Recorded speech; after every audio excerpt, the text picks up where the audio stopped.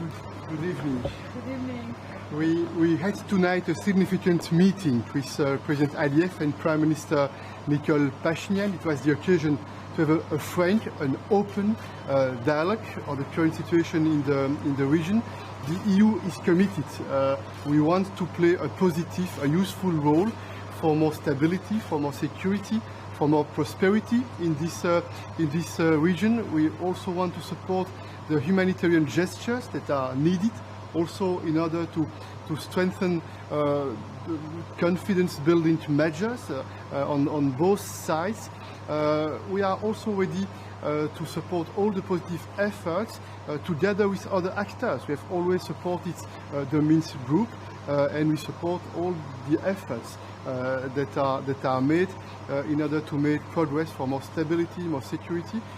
Together, we have demonstrated that direct talks are useful and are needed, even on difficult topics. Of course, there are difficult questions, there are difficult topics, but the first step, the first condition, if we want to make progress, is certainly to have the occasion to listen to each other, to understand very well what are the different opinions, what are the different views, to clarify sometimes the different arguments.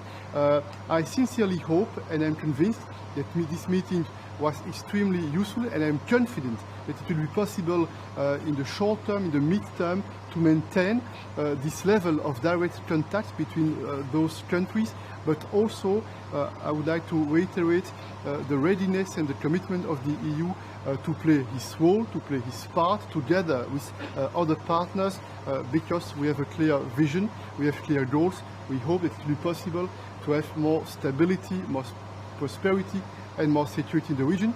And finally, we'll have tomorrow this Eastern Partnership Summit. We intend to propose a huge financial package of investment, and we hope that it could be also a leverage in order to enhance the cooperation among the countries of this region. Any roads, any corridors, any real steps of connectivity? Were there any unblocking? You know that the last months I spoke on a very regular basis with both leaders by phone, but also I decided to travel to Yerevan and to Baku. I had one-to-one meeting with the leaders, and I understand, I know that the connectivity, the communication, this is a priority. And of course it's important to make sure that there is a level of trust, that we clarify what are the different positions. But to be very clear, on the railways, for example, an agreement was made tonight, because this was very clear that they have a common understanding on what is needed in order to reopen those communication lines. On the highways, this is also an important topic. We have identified what are the questions that we need to work on in the short term, in the mid-term, in order to make progress. And I'm confident. I'm really confident because even if some questions are difficult, this is not a secret, I'm confident because I think that this very long meeting, 4 hours and a half, it was a very good occasion in order to make sure that there is a mutual understanding. It doesn't mean that we agree on everything, but it means that there is a common political will to make the effort in order to have a better understanding and to see how we can strengthen the level of cooperation, and also how we can try to address the different challenges we are facing.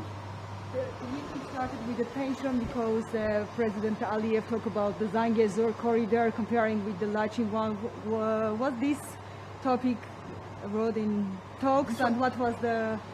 This is always important to speak directly, because if we take into account the statements that are made through the press, of course it's important, this is the rhetoric, but it's very important to speak directly.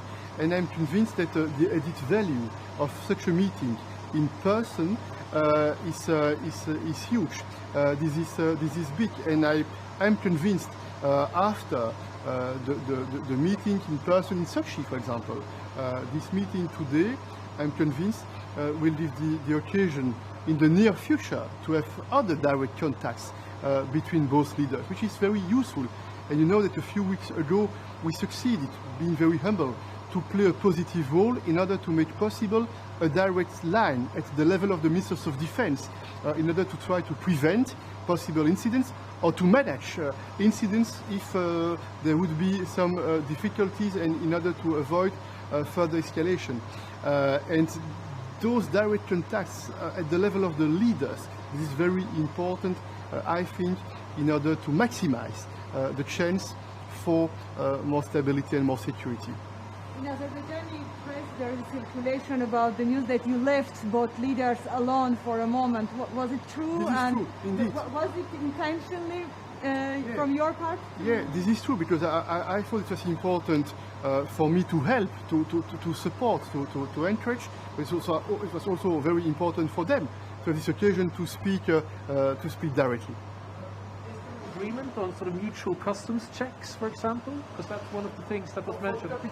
For the question of the railways, there is an agreement on the principle of reciprocity with borders and customs control. This for the railway, and we discussed in depth the topic highways and the question of those infrastructures that are needed in order to improve the connectivity. And I understand that they have clarified the topics that we need to work on in the next weeks and months. Thank you. Thank you. Thank you.